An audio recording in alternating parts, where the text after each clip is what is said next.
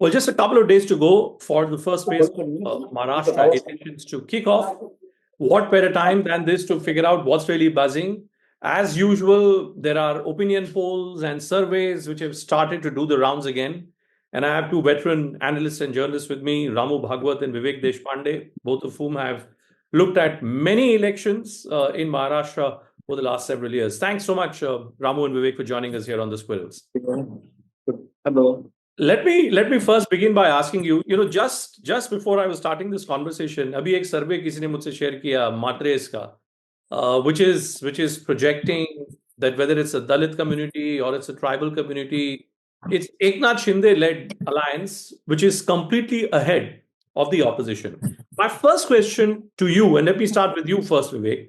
My first question is this election really a done and dusted deal? Is this a settled election? Or is this as close as is being spoken about? कांटे की टक्कर है कि done and dusted है?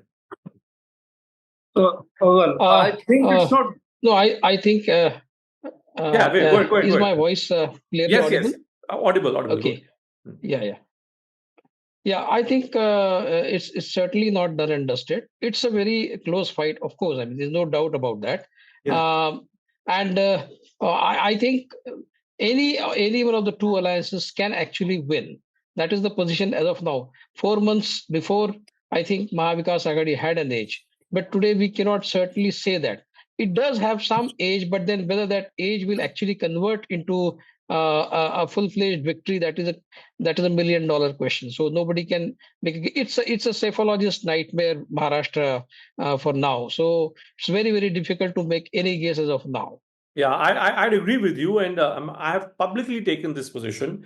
In fact, the person who had shared this survey with me, I was telling him also, at the risk of annoying that individual, since he's associated with a particular political party, that given what has happened in the Lok Sabha elections and what has happened in the Haryana Assembly elections, to believe the numbers which are being thrown up in a state like Maharashtra, I think really, is a very, very dangerous game. But Vivek, let me ask you, Eknath Shinde, what has changed about him?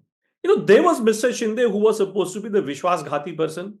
He was a dhokebaz person. He was a cheat person. He was the one who had taken away Uddhav Thacker's Shiv Sena away from him, backstabbed him in a sense. Is this perception which we are getting to see that Eknath Shinde now has become the big asset for the Mahayuti? Do you subscribe to this perception? Yeah, absolutely. At least, I mean, they can't wish him away now, as they would like to do about 2.5 years ago when they formed a government with him. He was kind of seen as a stopgap arrangement at that time, and they were actually eyeing alliance with Ajit Pawar, and they thought that Ajit Pawar would be a better bet for them. And Eknath Shinde was being looked at as some sort of a stopgap arrangement. Once Ajit Pawar comes in, they would kind of get rid of Eknath Shinde. That was the buzz that was going on at that time. And Shinde was quite nervous also when Ajit Pawar came in. But Shinde very slowly but surely built his citadel, and I think he is someone now with the Mahayuti, which BJP cannot simply wish away.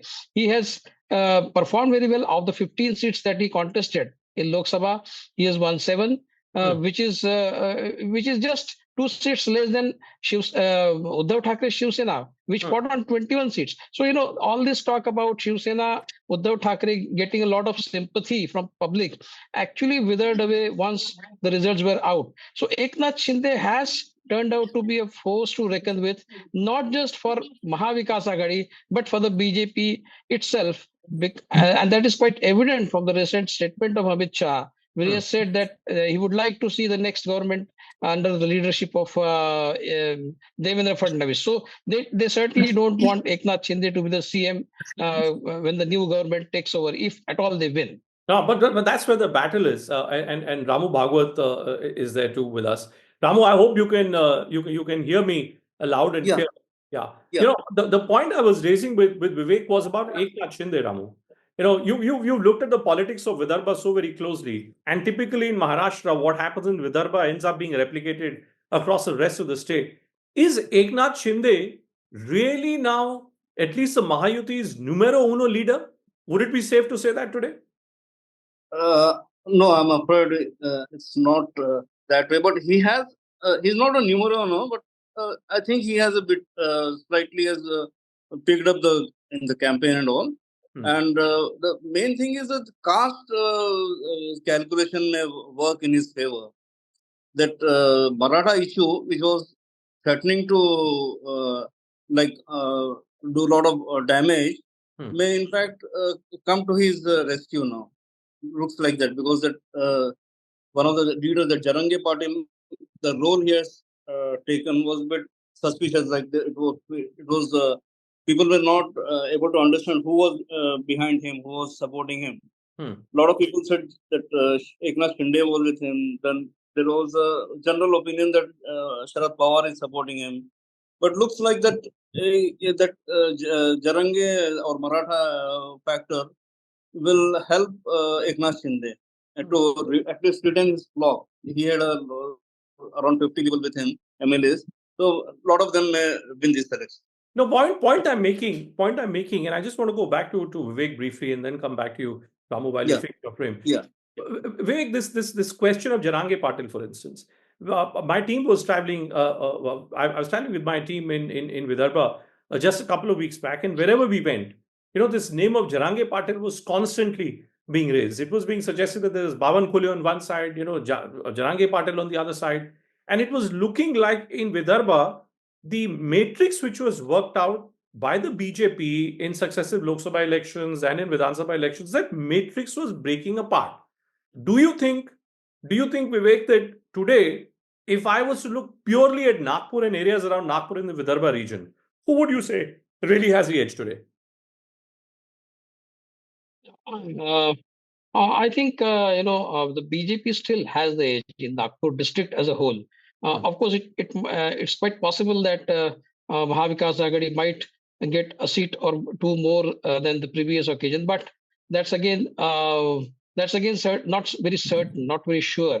But as far as Vidarbha is concerned, what favors the Mahavikas Aghadi is the large population of Kundbis here, who are already OBCs. Who are actually part of the larger Maratha clan, but they are OBCs for decades now in Vidarbha. And in Vidarbha, last time in Lok Sabha, the Dalit, Muslim and Kundbi combination, which is called as the DMK factor, works so very well in the Mahavikas Aghadi's favor. There is no reason why that momentum will not be there even in this election. Just 4 months down the line, I don't think it has died down. So it will certainly help Mahavikas Aghadi in this election as well. But how much of that momentum has been retained? I think it has weared a bit. It has come down a bit. But how much it will affect Mahavikas Aghadi to that extent? Of course, Mahavikas Aghadi has a larger age in Vidarbha. But if you consider Nagpur district per se, I don't think it's going to make much of a difference to the fortunes of Mahavikas Aghadi as a whole in the district. But in Vidarbha, certainly, yes. I have a guess that in Vidarbha, Mahavikas Aghadi will get minimum 35 seats together, all of them. Ramu, when I was there in Nagpur and we were speaking to various individuals, and one individual made an interesting observation to me. The feeling was that within the OBC community, for instance, within the backward community, there is a Teli community, and then there are the other communities which are being spoken about by Vivek. The sense which was being echoed was that the Teli community, which is the numerically significant OBC community, while that community is still with the BJP, the rest of the numeric, maybe lesser in numbers, but the rest of the OBC communities are showing a tendency of moving away from the BJP. Is that a correct perception according to you?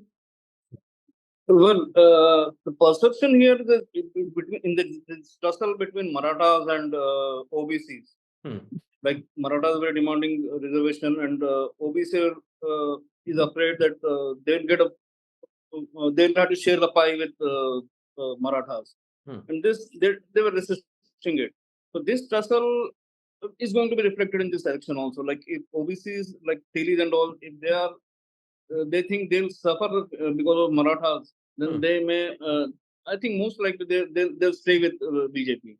Okay. So Telis and like Bhavan Khule is now emerged as the biggest leader of Telis, state BJP president.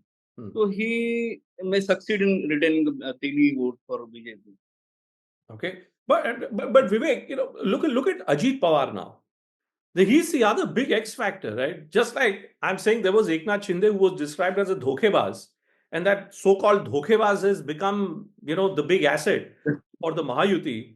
I'm wondering how to look at Ajit Pawar today. Vivek, is Ajit Pawar, is his heart still there with the Mahayuti, or is he looking for a reversal of his steps towards his uncle?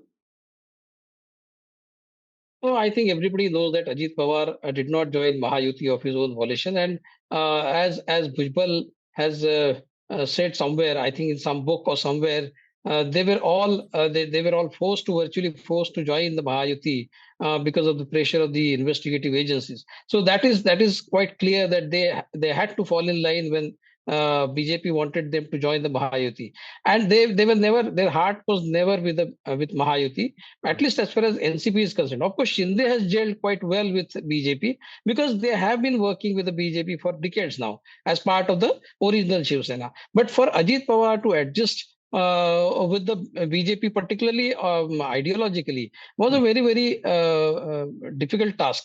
And now he is clearly stating that in so many words. He is saying that batenge to katenge, this type of language will not help in Maharashtra. So Ajit Pawar is quite at odds with the BJP, at odds with Mahayuti as well. Of course, they were also at odds with Eknath Shinde's Shiv Sena, and some of the leaders of Shinde Sena are on record saying that they would not like to sit next to the NCP Ajit Pawar leader because they feel like vomiting. So that is a kind of discord among the three sections of the Mahayuti, which I feel will ultimately result in very poor transfer of vote among each other. That is a factor that one has to just wait and see how the vote transfer will happen. They have all come together for power, unlike in Mahavikas Agadi, where they have come for survival. So I think their gelling and their coherence and their convergence is much better than that of Mahayuti. So Ajit Pawar is, of course, a very, very big factor that can affect Mahayuti's chances in Maharashtra this time. If of What the is he really 50 getting MCs at? that he is fighting, Ramu, what is Ajit Pawar yeah, really getting at? And I've been looking at his statements that he's been making over the last 2, 3 days very closely. Suddenly, Ajit Pawar now wants caste census to be done, which is contrarian to the position being taken by the BJP. Suddenly, Ajit Pawar is saying Yogi Adityanath has no space in Maharashtra's politics. These outsiders should not be there. Suddenly, he's finding faults with Katenge to Batenge, BJP's campaign slogan. What is he really getting at? From the start, it was seen that Ajit Pawar is the weakest link in this Mahayuti. And the way he was not on the same page with this Shiv Sena, Shinde, and even sometimes with Devendra Fadnavis, that his role is very suspicious. Even now, there are a lot of people who believe that after the elections, he may again change sides. That is there. But again, Ajit Pawar himself has got very, like his stature has really come down after this split. What Ajit Pawar was earlier with when he was along with his uncle Sharad Pawar. And is he really a force to reckon Ajit with? Pawar, Ramu, my point is Ajit Pawar really a force to reckon with today? Or are we overestimating? No. There's, I think even the number of seats he can retain will be far less than what he had last time. Because after that split has really somehow made him very feeble. He's not that strong. Even that confidence with which he showed earlier is missing now. So Ajit Pawar can be a big problem this time, like for Mahayuti also. Vivek, here's my other poser, Vivek. I was also speaking to a very prominent Dalit activist in Maharashtra who's been traveling across the length and breadth of the state. This statement, which has been made by Devendra Fadnavis, objecting to usage of the red color of the constitution book, which is being shown by Rahul Gandhi. Yeah. Do you think it's becoming a factor? I mean, is the Dalit community, by no stretch of imagination, a homogeneous entity in Maharashtra? But is the Dalit community really being impacted by the red color as Devendra Fadnavis is speaking about? Vivek? no, I don't think that is the case. No, I don't think that is the case because I have been talking to some Dalit intellectuals, and the sense that I have got from that discussion is that most of the Dalit groups, particularly the Mahar community, which is the most sizable community, at least in Vidarbha. See, there are four basic castes among the Dalits: the Mahas, the Chamars, the Khateks, and I think Matangs. So the Matangs, the RSS has been trying to woo the Matangs for a long time. Mr. Mohan Bhagwat, the Sarasang Chalak, has attended 2 meetings with the Matangs at Nagpur in the last 2 years or so. So the attempt of the BJP is to kind of woo the non-Mahar castes towards it. So overall, I think the BJP's attempt is to subclassify, to take advantage of this subclassification thing, and just as they did in UP as non-Jata formula, they are trying that even in Maharashtra. But as far as the constitution issue is concerned, I think it cuts ice with most of the Dalit sections. It might be cutting ice with Mahars the most, but it certainly cuts ice even with the other Dalit castes to some extent, which can cause a little bit of damage to the BJP, even if the BJP tries to get the other Dalit caste towards them. So I think when Rahul Gandhi came and spoke about constitution, there was no need for Devendra Fadnavis to respond to it. He himself renewed that subject by responding to it in terms of color and all that stupid thing that Devendra Fadnavis said. He should not have said that, and he should not have responded. But constitution issue, which was kind of dying down over the last 4 months, was renewed with this stupid response from the BJP to what Rahul Gandhi said. So now it has come about once again. It has been freshened up to say by the BJP itself. That Samvidhan Bachao, across the state of Maharashtra, Samvidhan Bachao Sammelan are being organized by the opposition. Would you say that Constitution Bachao is back on the table now? Yeah, the issue is there, and the way Modi responded to Nanded rally, like turning the tables on Congress, and the way that saying how Congress has time and again insulted Baba Saheb Ambedkar by defeating him in elections here and not giving him the due for the work he did.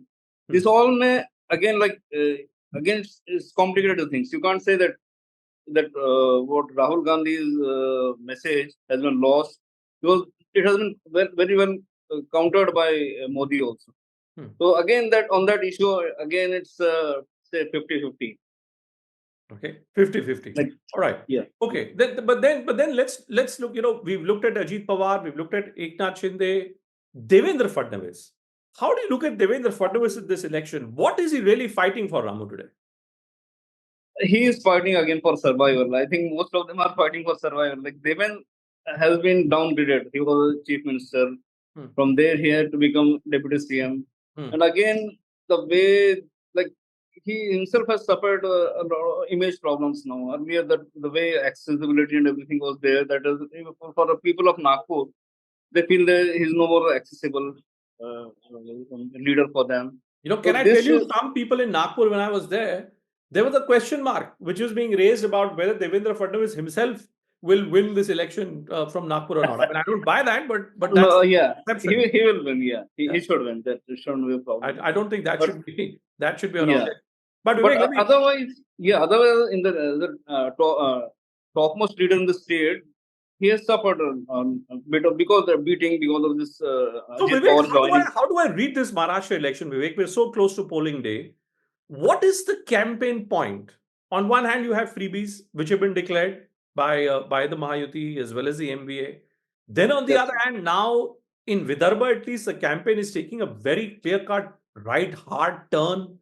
Is is Maharashtra election much like what let's say in the Hindi heartland elections? Is this election also headed a very deep polarizing route, according to you? Yeah. It's now it's centered around 2 themes. One is polarization, the ideological campaign, and the other is the freebies. I think what the BJP is trying to do, the Mahayuti is trying to do, is use ideology and freebies together as a potent combination to win this election. And at the end of the day, I think the opposition has to also respond to it in terms of ideology and in terms of its own version of the freebies. That is what the Mahavikas Aghadi has also done. So I think, again, it has, as is the system, as is the as is the system of the BJP, they do a lot of talk of development and other things in the period intervening to elections. But when the elections come, they raise that typical ideological bogey of Hindu khatre mein hai and Hindutva and all other things. So they know that they have to woo the people emotionally at the end of the day. That is what they end up doing in every election. That is exactly what they are doing even in Maharashtra now. Because in Maharashtra, the battle is very uphill. The task is very uphill. And unless you go beyond appealing to the material demands of the people, appealing to their emotions, to their hearts, I think the battle will be very difficult to win. And both the sides have realized that. And so both the sides are now fighting this battle out on two fronts. One is the ideology and the other is the freebies. Okay. Final question then to you, and let me put that question to you, Ramu. Sharad Pawar. Right, we've looked at the principal characters of this election. What about Sharad Pawar? Is his game that somehow he should be able to put his daughter in the chief minister's chair? Where is that vision of Sharad Pawar? Well, Sharad Pawar never ceases to surprise people. Like people thought he's now the game is over from him after this. Just before the split, he had almost made up his mind to retire. Also, I think. But after that split, again he has risen from the old ashes and sort of he like it's a new life for him, and like he's a very very strong with his willpower and all. So he had announced that he'll again raise his party again from the scratch, and again I think he has managed to do that. Today there's a competition. There was before for the tickets and all. People there was competition for to joining his party. A lot of people left BJP. A lot of people left Shiv Sena to join his party to get the tickets. And I think he has again come up with full force now. And that agenda remains of his daughter getting even maybe chief minister's posts. Okay. All right, Vivek and Ramu, thank you so much. Thank you so much for joining us and turning the spotlight on what is clearly an election which is far from being settled. And as we get closer to polling day, maybe there are more and more factors which are now becoming a part and parcel of this election. But thank you so much, gentlemen, for joining us. Thank you so much.